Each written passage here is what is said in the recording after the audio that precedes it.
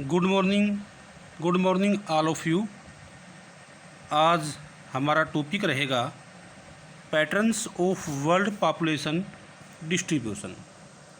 जैसे हमने कल पढ़ा था कि जनसंख्या वितरण क्या है, उसको प्रभावित करने वाले कौन कौन से कारक हैं जिसकी वजह से दुनिया में जनसंख्या का वितरण पाया जाता है। तो आज हम उसके पैटर्न के बारे में पढ़ेंगे। पैटर्न मीन्स कि किन किन देशों में कितनी जनसंख्या रहती है, अक्षांशों के आधार पर हम उसका वितरण पढ़ेंगे, देशों के अनुसार पढ़ेंगे, वास्य और अवास्य क्षेत्रों के आधार पर उसका वितरण पढ़ेंगे। यानी अलग अलग एंगल से पढ़ेंगे, लेकिन है वो जनसंख्या वितरण ही। तो हम स्टार्ट करते हैं। पहला देखिए, इसमें सन 2011 में विश्व की जनसंख्या 698.6 करोड़ दर्ज की गई थी। 2011 का डेटा है, जिसमें पूरी दुनिया की जो जनसंख्या है 698 करोड़ बताई गई है। विश्व जनसंख्या की सबसे बड़ी विलक्षणता उसके वितरण में असमानता और अत्यधिक क्षेत्रीय विसंगताओं का पाया जाना है। उसके वितरण में असमानता का मतलब कहीं कहीं पर तो जनसंख्या बहुत ज़्यादा है और कहीं पर क्या है, बहुत कम है। यानी उसमें क्षेत्रीय विसंगतियाँ पाई जाती हैं, कहीं कम है कहीं ज़्यादा है। तो इसके लिए बहुत सारे जैसे उदाहरण के माध्यम से भी समझाया गया है कि जैसे एग्जाम्पल दिया है इसको मतलब बताने के लिए। विश्व में मात्र 10% क्षेत्र पर लगभग 90% जनसंख्या रहती है, कि टोटल पृथ्वी का 10% भाग पर 90% जनसंख्या रहती है, जबकि बचा हुआ जो 10% जो है जनसंख्या है वो धरातल के 90% भूभाग पर फैली हुई है। इसी तरह विश्व का औसत जो घनत्व है 56 व्यक्ति प्रति वर्ग किलोमीटर है, जबकि मकाओ द्वीप का औसत जो घनत्व है लगभग 6300 व्यक्ति प्रति वर्ग किलोमीटर है। कहने का मतलब है कि पूरी दुनिया का जो औसत घनत्व है 56 व्यक्ति प्रति वर्ग किलोमीटर है। जैसे हम भारत का जनसंख्या घनत्व पढ़ते हैं, इसी तरह विश्व का जनसंख्या घनत्व निकाला गया है। पूर्वी साइबेरिया में अनेक ऐसे क्षेत्र हैं जहां औसत घनत्व एक व्यक्ति प्रति 100 वर्ग किलोमीटर पाया जाता है। यानी कहने का मतलब है कि वीरान एक तरह से ऐसा एरिया है कि जो मतलब बिल्कुल खाली सा पड़ा है, एक व्यक्ति प्रति 100 वर्ग किलोमीटर। ऐसे ही क्षेत्रों को वीरान अथवा जनशून्य प्रदेश भी कहा जाता है। इसी प्रकार आगे देखिए, विश्व के जनसंख्या के वितरण के प्रमुख प्रतिरूप निम्नलिखित हैं। यानी मैंने आपको अभी भी बताया था कि पूरी जो दुनिया की जो जनसंख्या है उसको आपके टॉपिक के अकॉर्डिंग भी ऐसे बांटा गया कि देशों के अनुसार उसमें वर्णन किया गया है, अक्षांशों के आधार पर वर्णन किया गया है, वास्य और अवास्य क्षेत्रों के आधार पर वर्णन किया गया है। तीनों का जो पर्पज़ है, जो बताने का पर्पज़ है, वो सारे का सारा क्या है, जनसंख्या वितरण को उसको जनसंख्या वितरण का वर्णन करना है। तो देखिए, जैसे इसमें बता रखा है देशों के अनुसार वितरण है, आपकी सिलेबस के अकॉर्डिंग अक्षांशों के आधार पर वितरण है जनसंख्या का। उसके आधार इसी तरह आगे जो इसमें है देखिए, वास्य तथा अवास्य क्षेत्रों के अनुसार वितरण है। अब इसमें हम सारी चीज़ें इसकी जो है आगे देखिए, आपको जो वर्ल्ड का मैप के ऊपर भी इसने वास्य और अवास्य क्षेत्र दिखा रखे हैं, ठीक है ना। इसमें हम इसको स्टेप वाइज पढ़ेंगे अभी।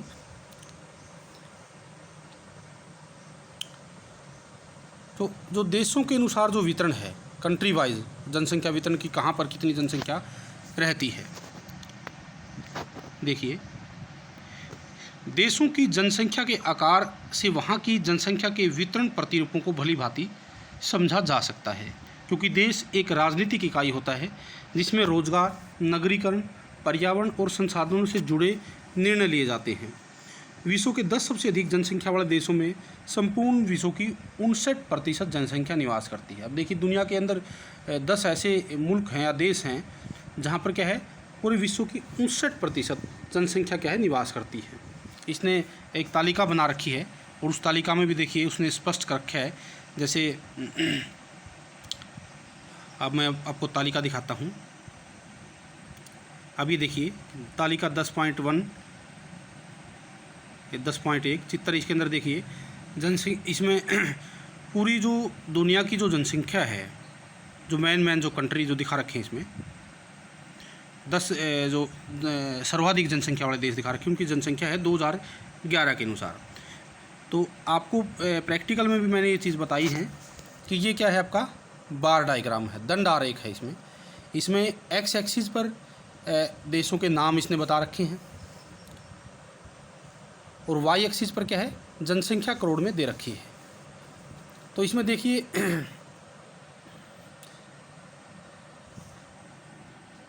जो पहला इसमें जो कंट्री है वो है चाइना, जिसकी जनसंख्या है 134.96 करोड़।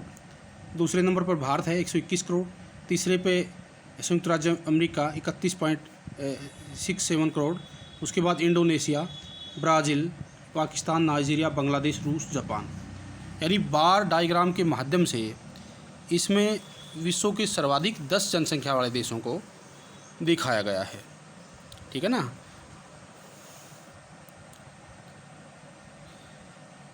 आगे देखिए, अब तालिका से हमें स्पष्ट है कि चाइना, भारत, इंडोनेशिया, पाकिस्तान, बांग्लादेश व जापान एशिया में अवस्थित हैं। एशिया के 2 देशों चाइना और भारत में विश्व की 259 करोड़ जनसंख्या यानी 37% रहती है। यानी दुनिया के 2 देश ही जो आपस में क्या है, पड़ोसी भी हैं, और यहाँ पर जो जनसंख्या है दोनों की मिलकर कितनी बनती है, 37% बनती है। चीन तथा भारत की बात जनसंख्या के आकार की दृष्टि से तीसरा स्थान यूएसए, संयुक्त राज्य अमेरिका का है। भारत और संयुक्त राज्य अमेरिका की जनसंख्या में 89.34 करोड़ का अंतर है, जो संयुक्त राज्य अमेरिका की कुल जनसंख्या का 3 गुना है। अब देखिए भाई, हमारा कितना बड़ा देश है जनसंख्या की दृष्टि से, कि अमेरिका की जो जनसंख्या है यूएसए की, उससे क्या है 3 गुना ज़्यादा है। ठीक है। अब देखिए आगे, ये तो था देशों के आधार पर वर्णन कि 10 देश दिखा दी इसमें और बता दिया कि भाई उनमें किस किस प्रकार से जनसंख्या का वितरण है। अक्षांशों के आधार पर वितरण पढ़ेंगे हम। देखिए, सन 2000 में विश्व की अनुमानित जनसंख्या 605.5 करोड़ थी। इस जनसंख्या का 90% भाग उत्तरी गोलार्ध में और शेष 10% क्या है, दक्षिण गोलार्ध में पाया जाता है। यदि उत्तरी गोलार्ध में अक्षांशीय आधार पर जनसंख्या के वितरण का अध्ययन किया जाए तो यहाँ भी घनत्व और वितरण की विषमताएं और साफ साफ क्या है, नज़र आने लगती हैं। जैसे मतलब 0 से 20 डिग्री उत्तरी अक्षांश के बीच मुख्यतः एशिया महाद्वीप में विश्व की लगभग 10% जनसंख्या, 20 से 40 डिग्री उत्तरी अक्षांश के बीच पुनः एशिया में विश्व की 50% से अधिक जनसंख्या, यानी अक्षांशों के आधार पर पढ़ रहे हैं हम। 0 से 20 में कितनी है, उत्तरी गोलार्ध में 10%, और मुख्य रूप से एशिया महाद्वीप में। इसी प्रकार 20 से 40 के बीच में कितनी है, यानी एशिया महाद्वीप में ही 50% से अधिक, और 40 से 60 डिग्री उत्तरी अक्षांश के बीच मुख्यतः कहाँ, इसके अंदर क्या है, यूरोप में है विश्व की 30% जनसंख्या, और 60 डिग्री से उत्तरी अक्षांश से उत्तर में विश्व की मात्र 1% जनसंख्या निवास करती है। यानी ये आपका अक्षांशों के आधार पर वर्णन है।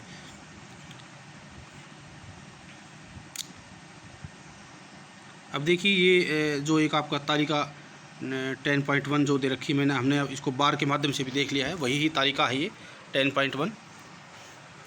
अक्षांशों के आधार पर हमने अभी देख लिया कि 0 से 10 में कितनी रहती है, 20 से आगे आपका 40 के बीच में कितनी रहती है, वो इसमें देख लिया, हमने वर्णन कर लिया है। अब हम इसमें देखते हैं आगे। अब इसमें एक चीज़ और देखो आप, भारत का इसने 2050 में विश्व के 10 बड़े देशों की अनुमानित जनसंख्या बता रखी है, जो आगे हो जाएगी। अनुमान लगा रखा है, ये कोई ज़रूरी नहीं होता कि ये अनुमान सही रहे। हो सकता है कि केंद्र सरकार बहुत सारी नीतियां लेके आ जाए कोई, ठीक है, तो जिससे क्या है, किसी भी राष्ट्र की जनसंख्या कम या ज़्यादा हो सकती है। ये केवल अनुमान है जो प्रेजेंट रेट को ध्यान में रखकर लगाया जाता है। अब देखिए, इसने डॉक्टर अशोक दिवाकर की हम बुक से पढ़ रहे हैं, इसमें दिया हुआ है, देखिए, पछाड़ देगा भारत। बढ़ती जनसंख्या पर लगाम लगाने के लिए चीन ने प्रयास किए और सफल रहा, क्योंकि चीन में पहले जैसे एक बच्चे की पॉलिसी थी भाई, अभी उसमें मॉडिफिकेशन किया गया है पीछे के वर्षों में, ठीक है। पहले एक ही बच्चा क्या है पैदा कर सकते थे, परंतु भारत जनसंख्या नियंत्रण में कामयाब नहीं रहा वर्तमान में भारत की जनसंख्या वृद्धि दर लगभग 1.6% है, जो चाइना की 0.6% से बहुत अधिक यानी 2.5 गुना से भी ज़्यादा है।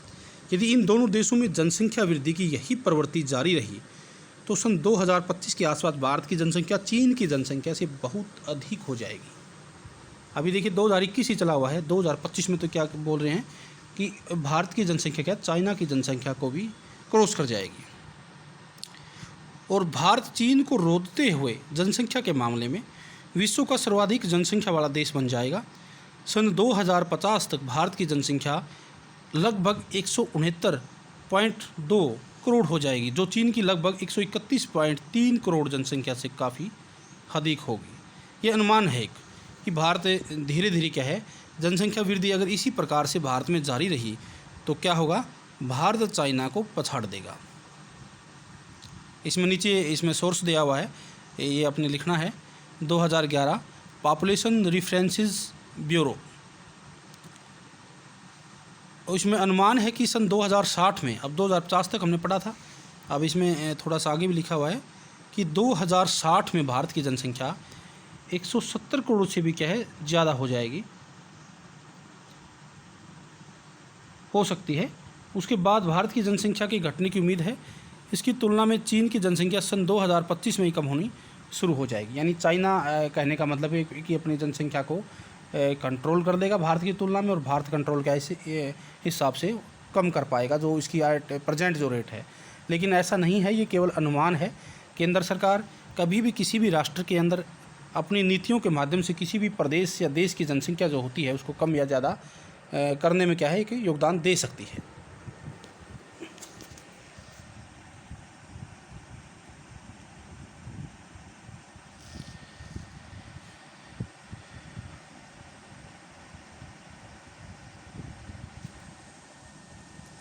अब देखिए,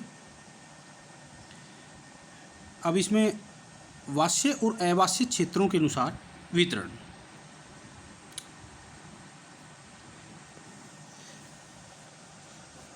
देखिए, जनसंख्या वितरण के प्रतिरूप को देखने का एक यह अन्य तरीका है जो देखिए पहले इसमें दे रखा है कि वास्य क्षेत्र। वास्य क्षेत्र पृथ्वी का वह भाग है जहाँ जनसंख्या स्थायी रूप से बसी हुई है। इन क्षेत्रों में उपजाऊ भूमि है, नदी घाटियाँ हैं, जल संसाधन है, खनिज संसाधन है तथा अन्य प्राकृतिक संसाधन प्रचुर मात्रा में उपलब्ध है। यहाँ कृषि विकास, औद्योगिक विकास तथा प्रौद्योगिकी विकास तीनों देखने को मिलते हैं। विश्व के महाद्वीपों का 55 से 60% भाग वास्य है, परंतु समस्त वास्य क्षेत्र में भी जनसंख्या का वितरण एक समान नहीं है। यानी स्थायी रूप से बसे हुए क्षेत्र होते हैं ये वास्य क्षेत्र, और इसमें भी क्या है कि विश्व के महाद्वीपों का 55 से 60% भाग क्या है वास्य है, परंतु वास्य क्षेत्रों में भी जनसंख्या वितरण क्या है एक समान नहीं है, उसमें भी असमानता पाई जाती है। सॉरी। विश्व की लगभग 3/4 जनसंख्या में 4 क्षेत्रों क्या है शामिल हैं, वहाँ तक सीमित है। इनमें से 2 क्षेत्र एशिया में, एक यूरोप में व एक उत्तरी अमेरिका में स्थित है। यूरोप और उत्तरी अमेरिका में जनसंख्या के सांद्रण का मुख्य कारण औद्योगिक विकास है। जैसे हमने पहले भी पढ़ा है जनसंख्या के वितरण को प्रभावित करने वाले कारकों में कि उद्योग जो हैं क्या है जनसंख्या के वितरण को क्या है प्रभावित करते हैं, क्योंकि वहाँ पर जहाँ पर बहुत ज़्यादा खनन का काम स्टार्ट हो जाता है, उद्योग लग जाते हैं, तो वो क्या है उद्योग जनसंख्या को क्या है अपनी तरफ खींचने में चुंबक का कार्य करते हैं, क्योंकि वहाँ पर अन्य सभी सुविधाएँ क्या है धीरे धीरे विकसित हो जाती हैं। इन क्षेत्रों में जनसंख्या की वृद्धि दर जो ऊपर जो बताए गए हैं 4 क्षेत्रों में, इन क्षेत्रों में जनसंख्या की वृद्धि दर अपेक्षाकृत कम है, जबकि एशिया में जनसंख्या तेज़ी से बढ़ रही है।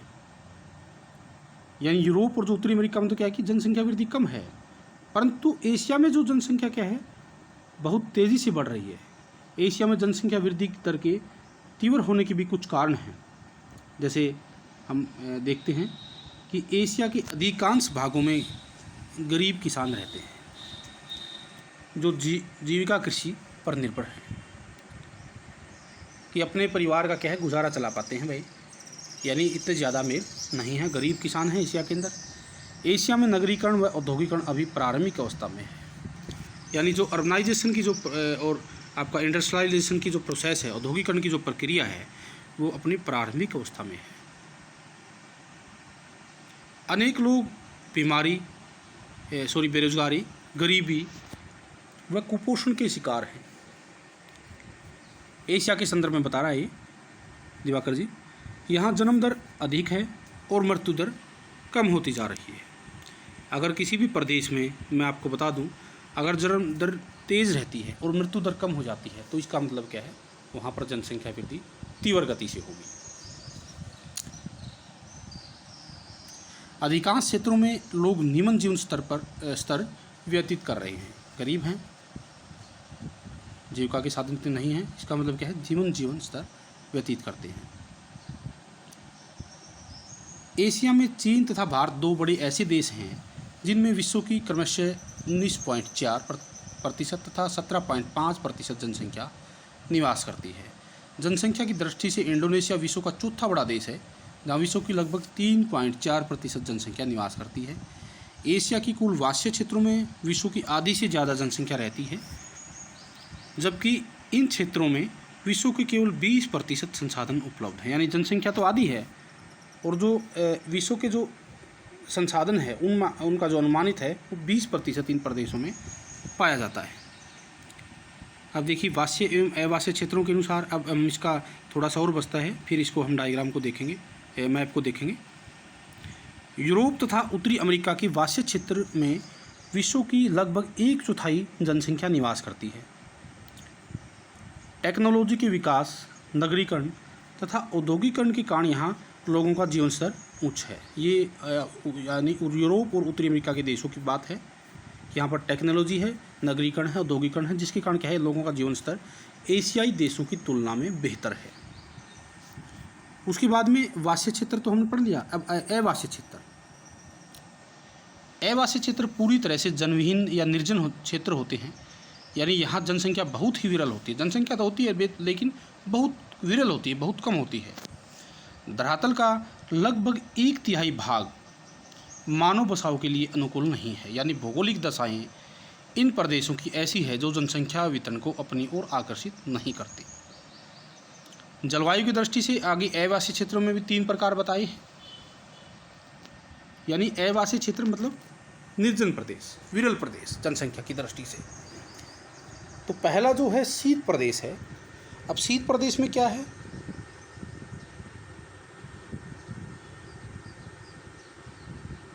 देखिए ध्रुवीय तथा उपध्रुवीय क्षेत्रों में तापमान प्राय 0 से कम होता है। हमें पता है कि जो ध्रुवीय प्रदेश हैं दुनिया के, वहाँ पर क्या है, बहुत ज़्यादा ठंड रहती है, बर्फबारी बहुत ज़्यादा होती है, बर्फ़ जमी रहती है। तो दुनिया के इन क्षेत्रों में कनाडा तथा साइबेरिया उत्तरी भाग, ग्रीनलैंड आते हैं। दक्षिण ध्रुव के चारों ओर विस्तृत अंटार्कटिक जो महाद्वीप है, जो पूर्णतः क्या है, जनविहीन माना गया है कि यहाँ पर कोई जनसंख्या नहीं रहती है।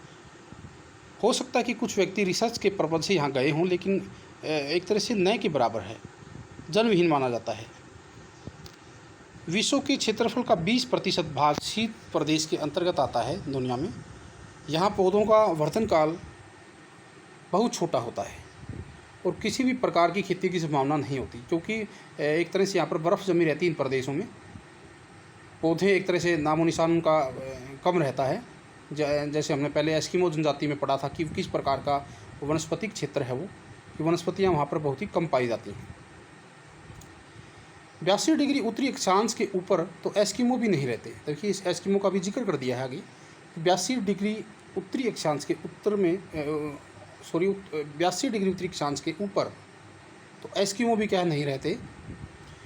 यूरेशिया में कई स्थानों पर कुछ चलवासी पशुचारक भी रहते हैं, लेकिन ज़्यादा नहीं हैं।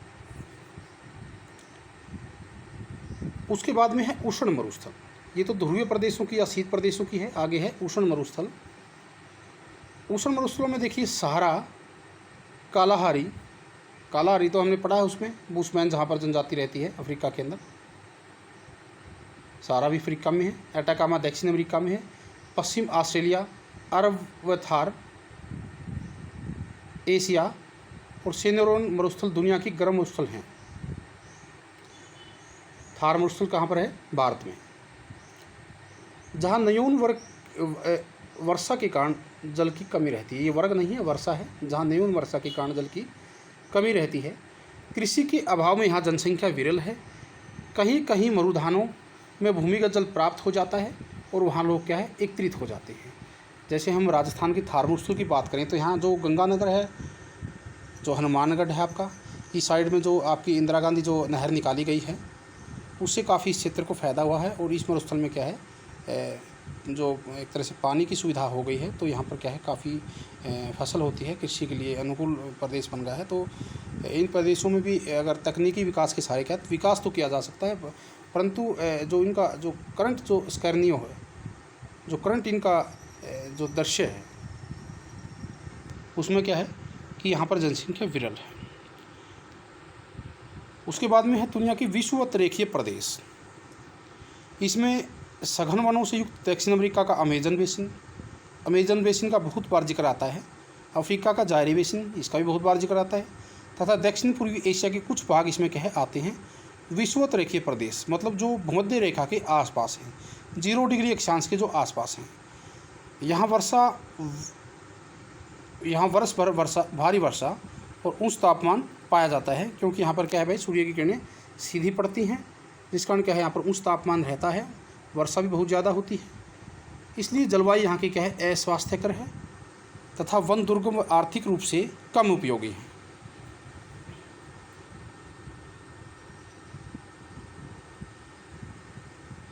तो ये था हमारा आज का टॉपिक। और इसमें अब हम देखिए मैप के अकॉर्डिंग भी एक बार देख लेते हैं। देखिए दुनिया के वास्य और अवास्य क्षेत्र इसमें आपके वर्ल्ड मैप के अंदर दिखाए गए हैं। अब इसका जो इंडेक्स है उसमें देखिए डॉटेड से जो है वास्य क्षेत्रों को दिखाता है। अब देखिए डॉटेड जो एरिया है आप देख सकते हैं मैप के अंदर बिल्कुल साफ दिखाई दे रहा है। जो फर्स्ट इंडेक्स के अंदर जो दे रखा है आप इसको देखेंगे वास्य क्षेत्र। उसके बाद में जो अवास्य क्षेत्र हैं वो क्या है भाई खाली छोड़े गए हैं। उसके बाद में अति शीत क्षेत्र दिखाए गए हैं, इसके लिए अलग से शैडो यूज की गई है। उसके बाद में मरुस्थलों के लिए अलग शैडो है, पर्वत और पठार के लिए अलग है, और उष्ण और आर्द्र प्रदेश हैं जो उनके लिए क्या है अलग प्रकार की शैडो इस विश्व मानचित्र में बनाई गई है। तो ये था हमारा आज का टॉपिक।